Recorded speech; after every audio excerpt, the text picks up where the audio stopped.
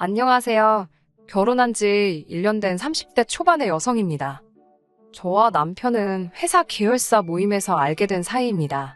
언젠가 업무상 필요할지도 모른다는 이유로 서로 연락처를 교환한 게 계기가 되어 좋은 오빠 동생으로 몇 년을 알고 지냈어요. 그러다 2년 전부터 본격적으로 사귀기 시작했고 작년 말에 부부의 연을 맺게 되었지요.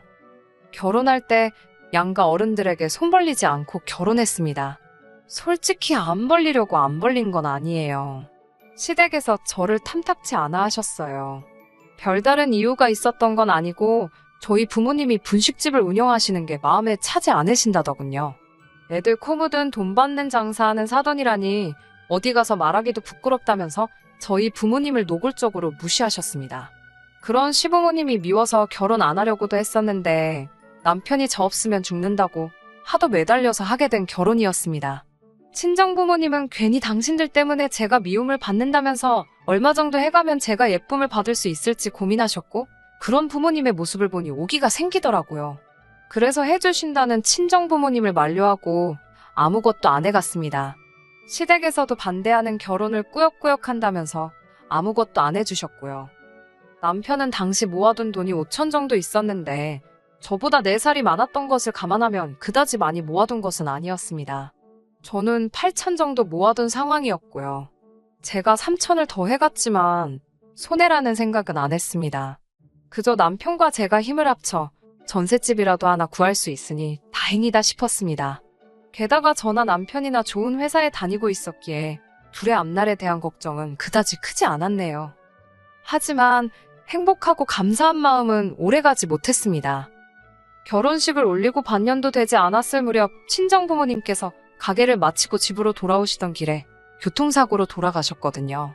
지금도 그 일만 생각하면 가슴이 미어집니다. 사고가 났던 그날도 친정 부모님께서는 분식집 장사를 마치시고 집으로 돌아오는 길이셨어요. 분식집에서 집까지는 걸어서 30분, 오토바이로는 10분 정도 걸립니다. 제가 알기로는 평소에는 두 분이 산책 삼아 걸어서 다니셨는데 그날은 많이 피곤하셨던 모양이에요. 아버지께서는 평소 근거리 배달용으로 쓰시던 오토바이를 타셨더라고요. 뒤에는 어머니를 태우시고요. 문제는 하필 그날따라 비가 많이 내렸고 음주운전 차량은 저희 아버지의 오토바이를 보지 못했답니다. 그렇게 두 분이 세상을 떠나셨어요. 이후로 한동안 시간이 어떻게 흘러가는지도 모를 만큼 저는 슬픔에 짓눌려 살았습니다.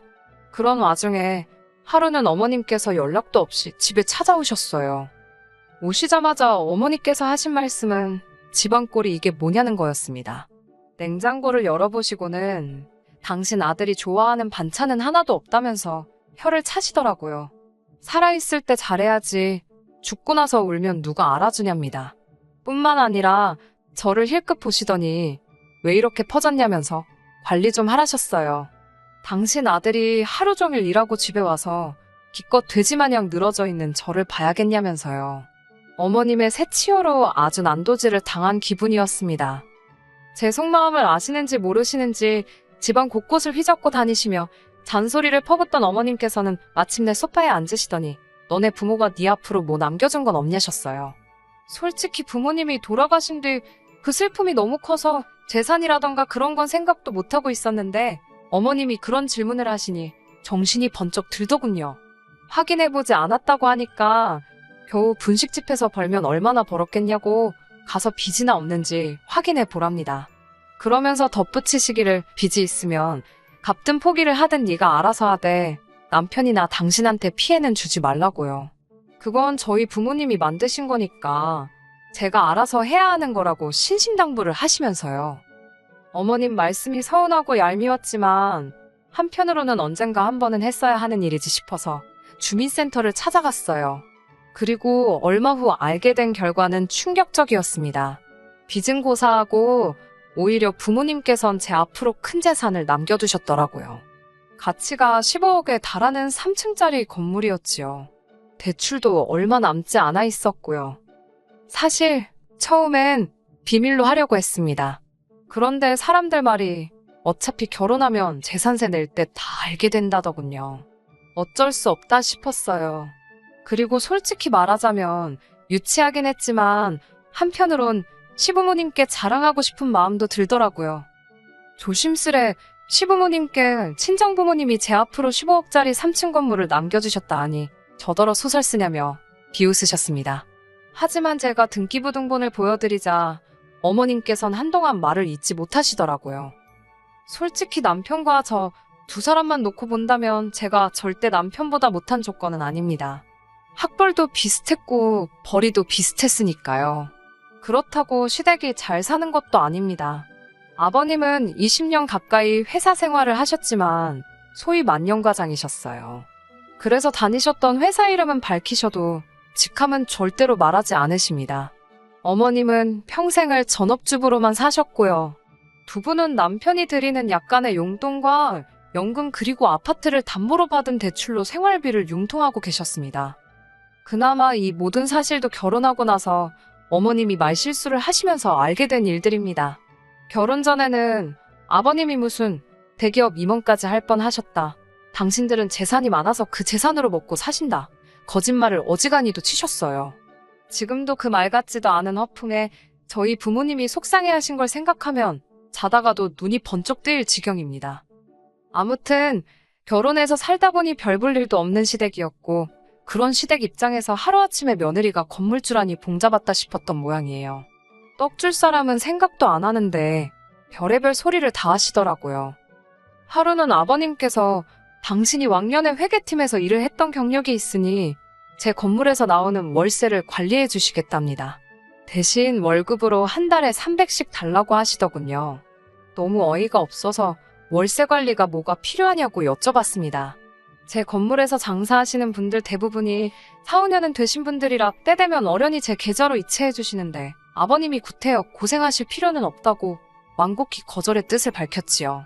하지만 동시에 생활이 혹시 어려워서 일자리를 찾으시는 건가 싶어 회계일 말고 건물 관리 일을 도와주시는 건 어떻겠냐고 여쭤봤습니다. 건물 관리라는 게 사실 어려운 일은 아니고 이상한 사람이 오가지는 않는지 청결한지 그런 것들만 체크해 주시면 되는 단순한 일이었어요. 마침 오랫동안 해주시던 아저씨께서 고향에 내려가신다고 했기에 그나마도 여쭤볼 수 있었던 거고요. 그러자 이번엔 어머님께서 노발대발 난리가 나셨습니다. 어디 며느리가 건물주인데 시아버지가 모양 빠지게 경비를 서냐면서 저더러 지금 시아버지 망신 주려고 작정을 했냐고 악을 쓰시더라고요. 제 입장에서는 호의를 베푼 건데 어머님이 악다구니를 쓰시니 얼떨결에 머리채 잡힌 기분이었어요. 참다 못한 제가 내키지 않으시면 하지 마시라고 선을 그었네요. 이튿날 남편이 한다는 소리는 더 가관이었습니다. 어머님께서 남편에게 세상 천지에 시부모한테 조건 달고 용돈 주는 며느리가 어딨냐고 한탄을 하시더래요. 그제서야 무슨 소린지 알겠더라고요. 한마디로 가만히 계셔도 제가 돈을 척척 드려야 하는데 일을 해야 돈을 준다고 하니 그게 마음에 안 드셨던 거예요. 하지만 이런 이유로 제가 남편과 헤어지기로 결심한 건 아닙니다. 제가 이혼을 결심하게 된 결정적인 이유는 어머님이 말 그대로 저를 파셨기 때문이에요. 예전부터 궁금하긴 했지만 구태여 관심을 갖지 않았던 일들이 몇 가지 있는데 그중 하나가 바로 시부모님께서는 생활비를 도대체 어떻게 마련하시는 걸까였어요.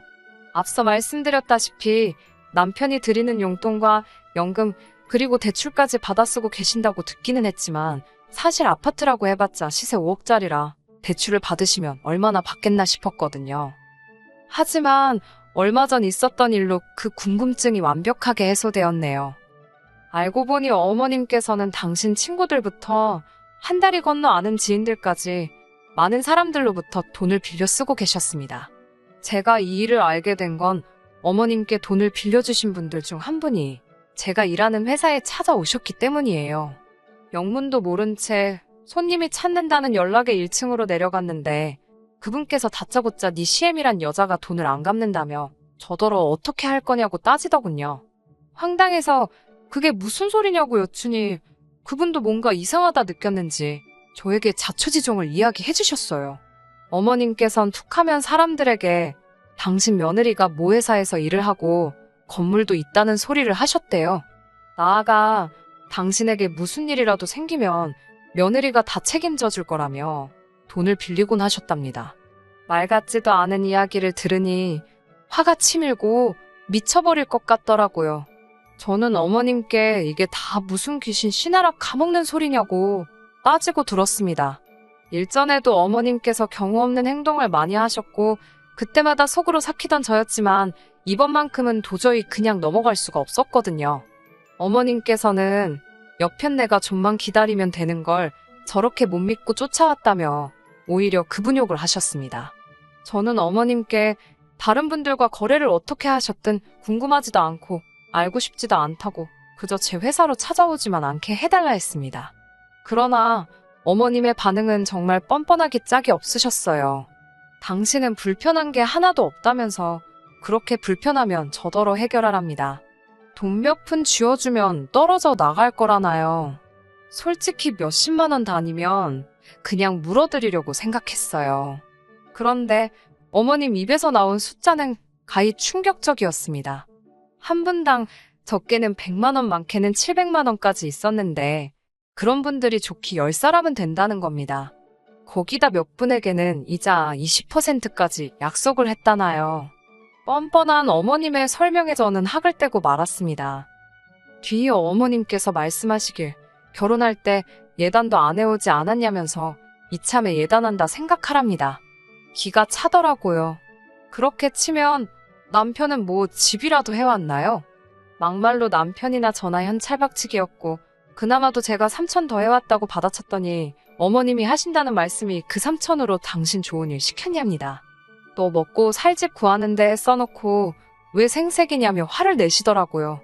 아니 그런 논리면 그 집에는 저 혼자 사나요? 어머님 아들도 같이 사는 집이잖아요. 어머님과는 도저히 말이 통하지 않았습니다. 그런 와중에 남편이란 작자는 옆에서 꿀먹은 모마냥 가만히 앉아서 바닥만 보고 있더라고요. 어떻게든 결단을 내리지 않으면 이 상황이 계속 반복되겠구나 싶어 단도직입적으로 말씀드렸습니다. 한 번만 더 누구든 제 회사로 찾아오면 경찰을 부를 거라고요. 그러자 어머님께서는 아이고 무섭다며 왜 아예 당신을 잡아가라고 시키라며 빈정거리셨습니다. 며칠 뒤 우려했던 일이 일어났습니다. 이번엔 세 분이 같이 오셨더라고요. 결혼식 때도 뵀던 어머님의 친구분들이셨습니다. 저는 어머님께 말씀드린 대로 경찰을 부를까도 잠시 고민했지만 그래도 일전에 뵀던 분들이기에 대화를 나누는 쪽으로 마음을 바꾸게 되었어요. 그동안 잘 지내셨냐고 안부를 여쭙고는 회사 건너편 카페로 세 분을 모셨습니다. 그리고 차근차근 상황을 설명드렸어요. 솔직히 말하면 감정적인 부분이 섞이기도 했습니다. 어머님이 저희 부모님을 무시하면서 결혼을 반대했던 일과 저희 부모님이 돌아가시면서 저에게 유산으로 건물을 남겨주셨다는 이야기를 할 때는 저도 모르게 눈물을 보였거든요. 다행히도 어머님 친구분들 모두 제 이야기를 듣고는 이제 상황 파악이 되었다며 미안하다셨습니다. 그리고 며칠 뒤 어머님께서 아주 노발대발 화가 단단히 나셨더라고요. 도대체 그 여편네들한테 뭐라고 떠들었길래 자기한테 인생 그렇게 살지 말라면서 욕을 하냐입니다. 도대체 어떻게 인간들을 구워 삶았냐며 저에게 악다구니를 쓰시더라고요. 저는 그날 있었던 일을 가감없이 전해드렸습니다. 그러자 어머님께서는 며느리란 게 이제는지 시애미까지 개망신을 시킨다며 어찌 죽은 네 부모나 너나 체면이란 걸 생각할 줄 모르냐고 따지셨습니다. 그 와중에 돌아가신 부모님을 들먹이니 저도 눈이 돌아가더라고요. 제가 어머님께 방금 하신 말씀 당장 사과하시라고 했습니다. 이 상황에 저희 부모님 이야기가 왜 나오냐고요. 그러자 남편이 저더러 적당히 좀 하랍니다. 자기가 보기엔 그저 어머님이 서운해서 그러시는 건데 그것도 못 받아주냐면서 막말로 한 달에 월세만 1,000 가까이 들어오면서 돈독이 올랐냐입니다. 말 나온 김에 따져보자면서 그까짓 돈 몇 푼 갚아줄 것도 아니면서 가만히나 있지 굳이 자기 부모님 개망신을 시켜야 했냐면서 목에 핏대를 세우더라고요. 평소에 제가 당하고 있을 때는 진짜 한마디도 안 하던 인간이 지 엄마 일이라고 희번덕거리는 걸 보니 어이가 없더군요. 저도 더는 당하고만 있을 수가 없어서 어머님에게 미친 듯이 싸댔습니다. 그 싫어하던 며느리 주머니에서 몇 푼 뜯어갈래다 잘 안 되니까 겨우 한다는 게 욕지거리냐고요. 어디 가서 암만 그래보시라고. 그래봤자 누구 하나 어머님 무서워하나. 저도 어머님 하나도 안 무섭다고 그랬습니다. 남편에게도 너도 그따위로 할 거면 내 옆에 있지 말고 니네 엄마한테 꺼지라고 했어요. 그러자 어머님께서는 너 말 잘했다며. 네가 먼저 우리 아들한테 이혼하자고 했으니까 그 건물 절반은 위자료로 내놔야 된답니다. 웃기지도 않아서 어머님 뉴스 안 보시냐고 물었습니다. 왜 끝까지 무식한 티를 내시냐며. 이건 제가 상속받은 재산이라 위자료랑은 아무 상관도 없다고요. 게다가 저희 지금 혼인신고도 안 되어 있는 거 기억 못 하시냐고 물으니 순간 어머님이 아차 싶은 표정을 지으셨어요. 어머님께서 저 너무 마음에 안 든다고 앞으로 하는 거 봐서 혼인신고하는 거 허락해 주신다면서 못하게 하셨거든요. 저는 어머님께 너무 감사하다고 덕분에 이렇게 수월하게 헤어진다고 인사를 드렸네요. 남편한테는 계좌번호 찍어서 보내라고 했습니다. 결혼할 때 너가 가져온 5천에서 1,000만 원은 네가 먹고 쓴 거다 치고 나머지만 보내준다고 했습니다. 그러자 남편이 당황한 눈초리로 또 뭘 그렇게까지 하냐면서 그냥 이쯤에서 그동안 마음속에 쌓인 이야기 다 풀었다 치자네요. 웃기지도 않아서 내가 그동안 당한 게 얼만데 꼴랑 어머님 욕 좀 드신 걸로 풀긴 뭘 푸냐고 됐다고 했습니다. 우리 부모님 가슴에 대못 박은 그 죄를 니네 엄마가 용서받을 수 있을 것 같냐고 악을 썼네요. 이후로 저는 남편과 다시 남남이 되었어요. 오빠 동생만도 못한 사이가 된 거지요. 솔직히 부모님 돌아가신 이후로 어떻게 보면 제 유일한 가족이었기에 어떻게든 지켜내고 싶었던 게 사실이에요. 그래서 어머님과의 다툼이 있을 때마다 남편이 적극적으로 개입하지 않았어도 크게 원망하지 않으려고 노력했습니다. 하지만 결국 이렇게 되었네요. 저는 남편과 헤어진 후 회사까지 찾아왔던 그분들에게 고부관계가 끝났다고 소식을 전했습니다. 이제는 정말이지 제가 책임질 이유도 없고 명분도 없는 만큼 저희 어머님께 빌려드린 돈을 조금이라도 받으시려면 빨리빨리 고소도 하시고 아파트 경매도 생각해보시라고 조언해드렸어요. 후기라면 후기인데 얼마 전 남편에게서 연락이 왔었습니다. 다 죽어가는 목소리로 좀 도와달라대요. 무려 9사람이 어머님을 고소했는데 금액이 엄청나답니다. 이러다간 아파트도 뺏기고 온 가족이 길바닥을 나앉게 생겼다며 좀 도와달랍니다. 순간 안쓰러운 마음이 들긴 했지만 저희 부모님이 살아생전 못 먹고 못 입고 만드신 재산인데 그따위로 쓸 수는 없었지요. 남편에게는 유감이지만 각자 살 길 찾기로 했으니 더는 연락하지 말라고 했네요. 그 이후로는 어떻게 됐는지 잘 모릅니다. 제가 연락처를 바꿨거든요. 이후로 저는 회사를 떠났고 지금은 그동안 배워보고 싶었던 것들을 배우며 제 인생의 새로운 시작을 준비하고 있습니다. 언젠가 다시 부모님을 만나게 됐을 때 부끄럽지 않은 딸이고 싶다는 목표를 가슴에 품고 다시 열심히 살려고요. 많이 응원해주세요. 끝까지 들어주셔서 감사합니다. 오늘의 사연은 여기까지입니다. 구독과 좋아요, 알람 설정 부탁드리고 더 좋은 사연으로 다시 찾아뵙겠습니다. 감사합니다.